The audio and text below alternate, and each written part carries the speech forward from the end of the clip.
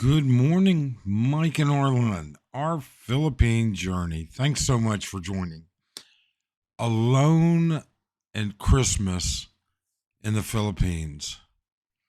Maybe we should talk about that for a second and then my plan about countering it. All right. First off, I'm not going to be alone during Christmas. Arlen's already been to the province, celebrated her Christmas early with her family, and been back. But we have a pretty large social circle. And within that circle, we have single friends, both male and female. And during this season, we always like to think how lucky we've been, how fortunate we've been, and the joy of Christmas. But it's not that way for everybody. And what I mean by that is that, quite simply, some people are going to be alone for Christmas. We have friends that are partnered, girlfriends, wives, and they're still going to be alone because their partner is visiting family and they're not. Okay. We have, Arlen has single female friends, and they're going to be alone because, quite frankly, they're not able to get back to the province for Christmas. So we thought what we would do is host a dinner for our single friends that aren't traveling, or have people here that we know are going to be alone on Christmas Eve. Now, here's the menu. All right, we're going to have baked ham with a brown sugar and honey glaze. We're going to have simple stuffing, shrimp cocktail, homemade cocktail sauce. We're going to have a cheese appetizer tray with prosciutto, salami, olives, pickled cheese, board, green bean casserole, homemade Carolina macaroni salad, deviled eggs, rice, chicken feet. We do have some Filipinos that are coming, and a chocolate cake. And Arlen may add more to that yet. So this video is going to show our prep. As you can tell or see, it's a pretty large menu. And we have a number of people coming. And so we're going to have to create some food. And it's going to take a while to prep it all and get it ready so that it's an easy warm up, redo, and for some things, final cooking on Christmas Eve day. So here we are, and we hope you enjoy it. I'm sure for many it'll be boring, but hey, you know something? This is the trouble that people go through because it's not trouble. It really isn't. Nobody should have to be alone on Christmas Eve, as far as I'm concerned, and as far as Arlen's concerned. So we do what little we can. Take a look. Let us know what you think. Please do subscribe and hit that thumbs up.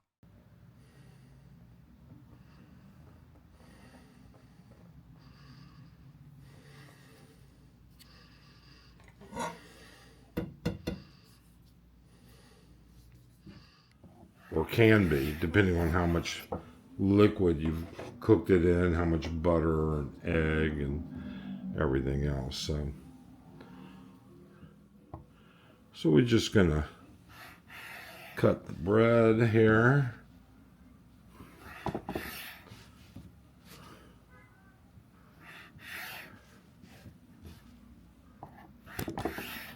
Well, I'm kind of doing this in the relaxed fashion. That's or kind of lazy fashion. Watching TV in the master bedroom while I do this. So I don't have much room on this little TV tray to do things. So we'll then Chop these.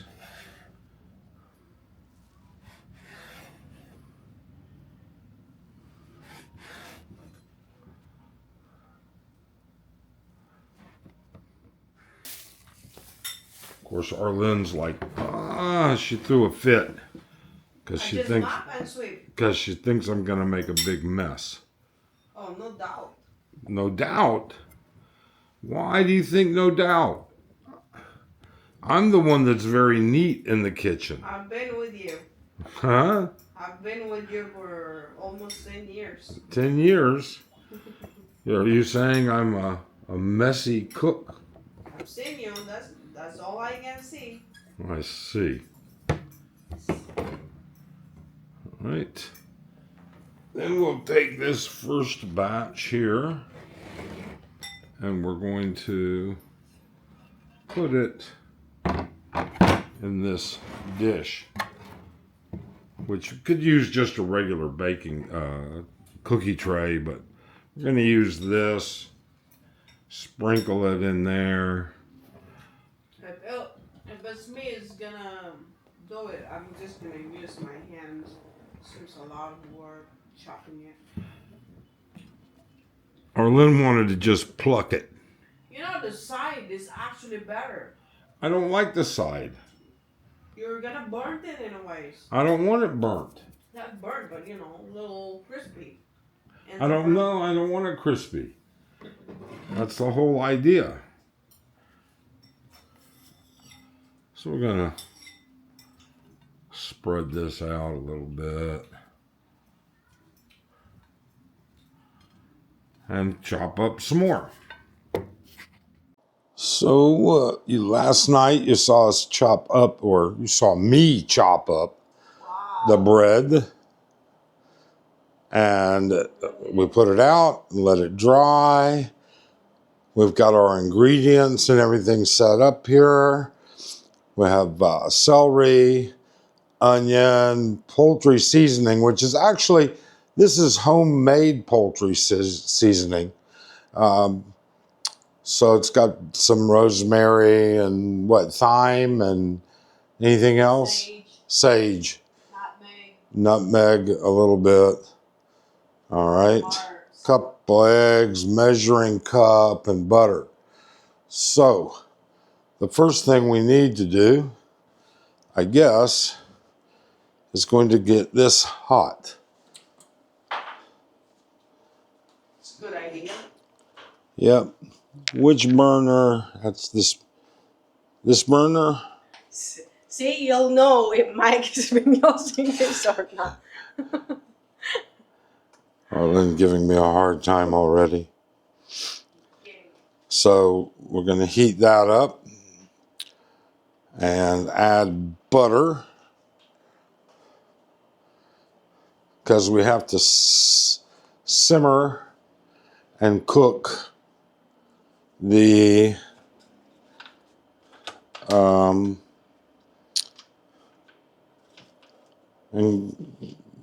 vegetables. It's the best word for it, huh? And that begins to melt down now. So there's about 250 grams of butter in here. A little over 2/3 of a cup. Actually about double 2/3 of a cup. And there's a reason for that. The reason is real simple. I want my stuffing to be flavorful, and I want it to be moist. I really and truly do. I hate dry stuffing. I just don't like it. So Arlene is abandoning me. She's going to SM, which is a death wish as far as I'm concerned. All right, but... Is there anything I need to do? No, honey, I can manage. Text me if you need something that we can try. Okay. Let me know you got there safe. I'll be quick. I know. Arlene thinks she's going to be quick. I don't think so. All right. So we're going to put the celery in there. We're going to put the onions in there.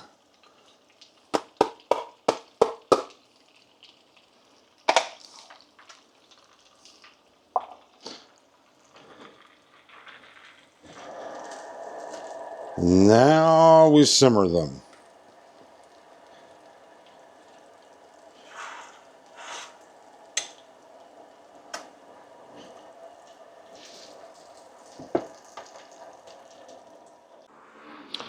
All right, so now that that's doing that, we are going to add,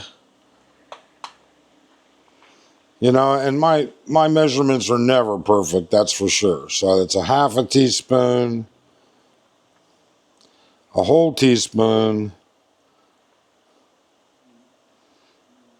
and a little bit extra of the poultry seasoning that we made.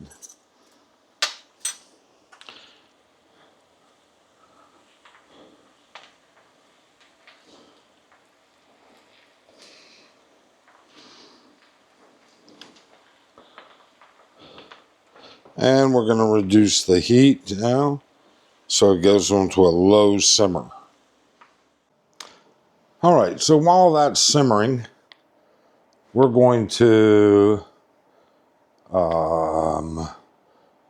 let's see here. We're going to get 2 eggs. And these are small eggs. That's all they had. This is what happens when you buy last minute. But 2 small eggs.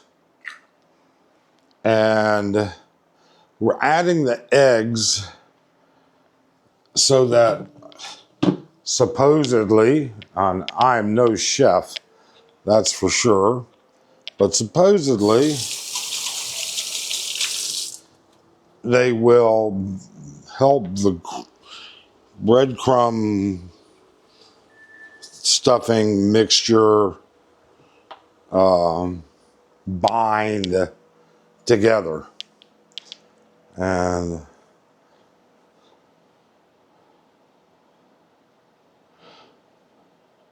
Arlene decided to walk to SM because traffic was already miserable.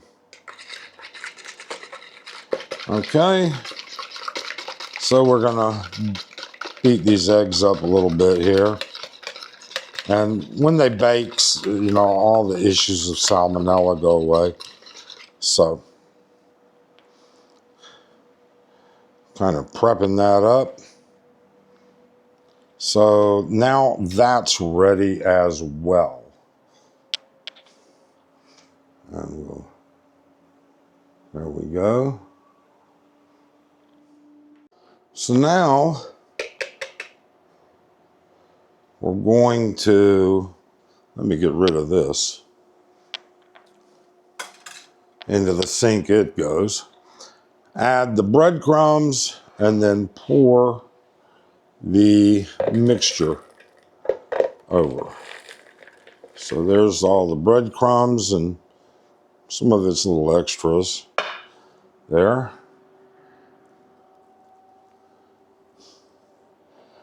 And I'll wash the countertop down prior to doing all of this. So we pour the breadcrumbs in there, and now we pour this in. And I tasted these, they're all nice and soft, which is something that you want. You want them to be soft. And now we're gonna put in the stock. So this is supposed to be, or what it says we should add is 2/3 of a cup or more. So we'll start out with a little bit. That's about half a cup. Yeah, I don't measure so good, huh? And we'll mix it. So we're just gonna mix it, fluff it around, let it soak everything up. And that's the first of the steps. Now, I don't want my dressing dry, but at the same time, I wanted to kind of maintain some texture, if that makes sense. You can tell we're not a cooking show. And you lose, once you start adding moisture to all of this, you start to lose some of its volume. So this small little test phase is not going to be huge. So like I said, we have two ovens. We have this oven, all right, which actually is pretty small. And then we have another oven that we... So now we put our breadcrumb mixture in here. It looks plenty moist. I don't think I'll have to add any more stock. And then we're going to transfer it and cook and then test and see.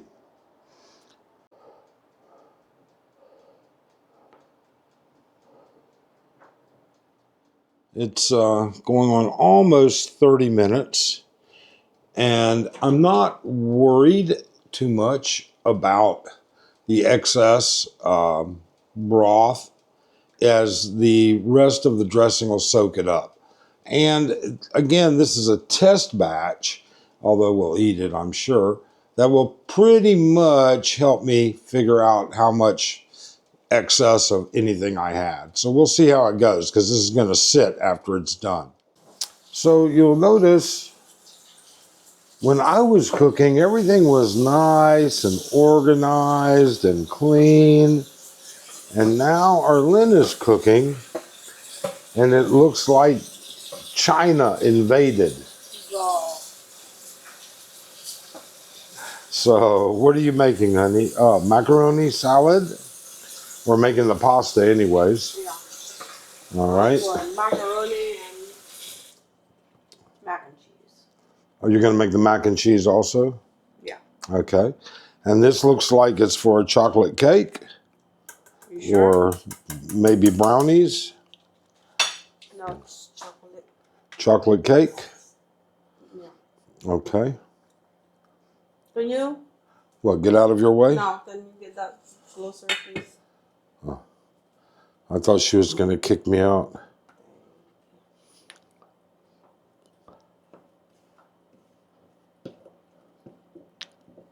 Now, what you don't know is Arlene's made the macaroni once already. And for some reason, very soft. it was terrible. Mushy. Very mushy. Even though I didn't. She didn't overcook it. That particular macaroni just came out mushy. Wonder if it was egg. It was what? Egg noodles. No? No. I don't like. Okay. Can I have a macaroni pasta and see if it's mushy when you get done? Wait, I'm not done yet. Okay.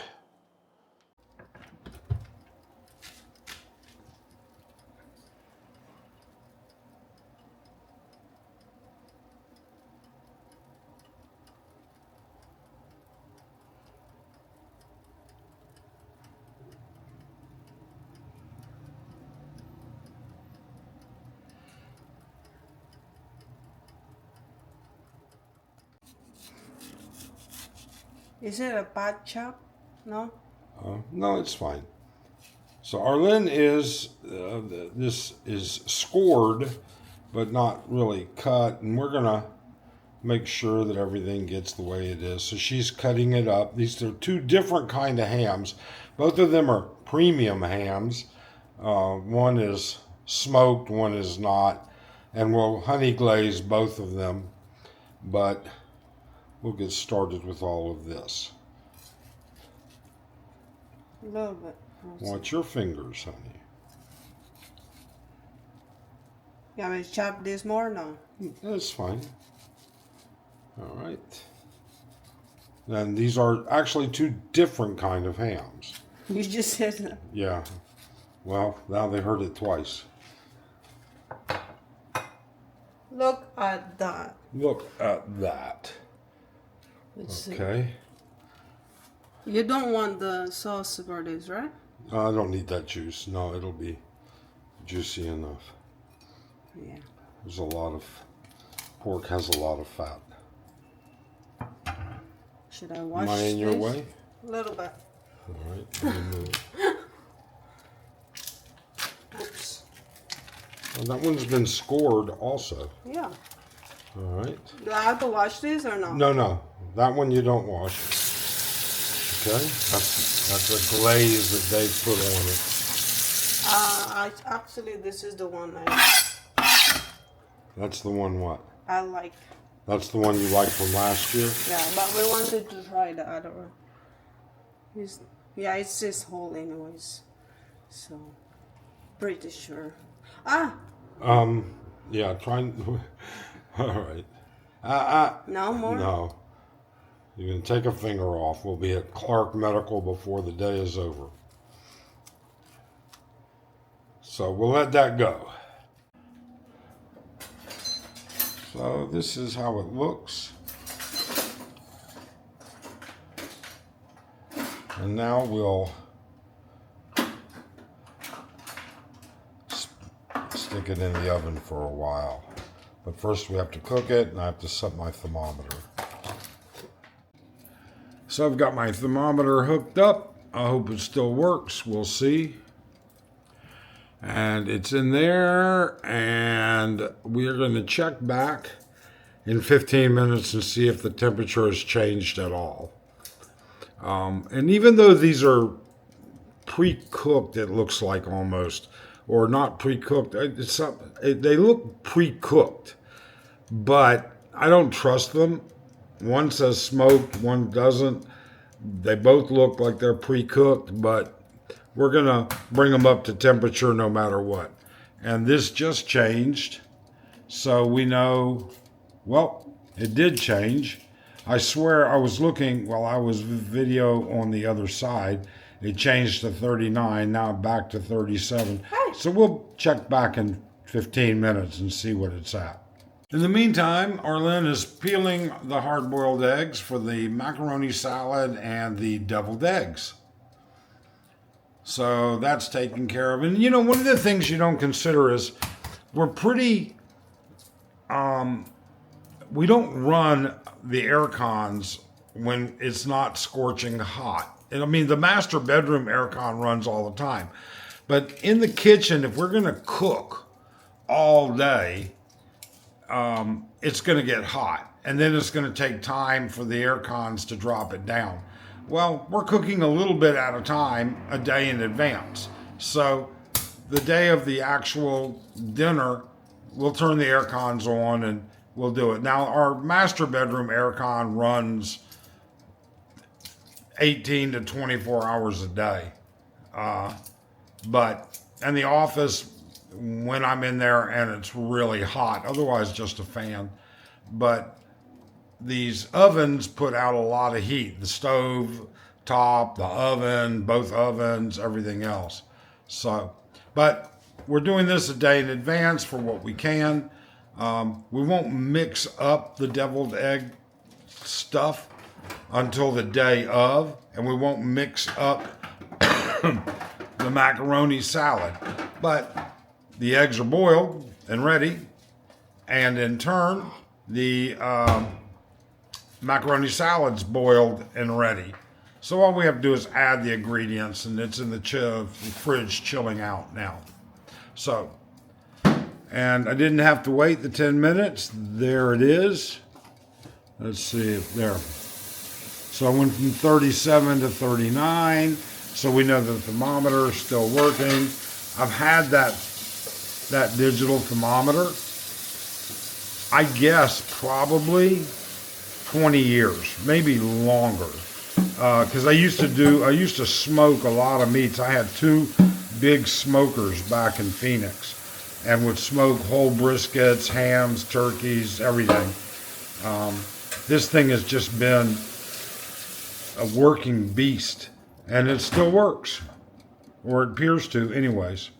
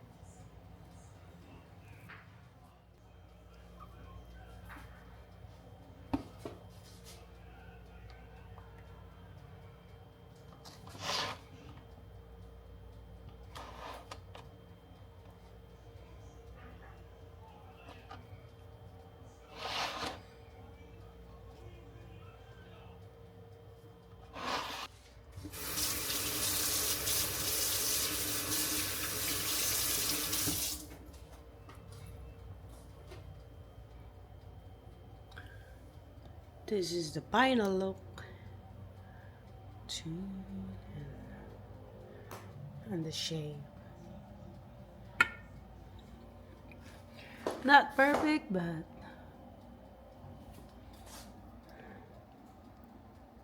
oops. Looks fine.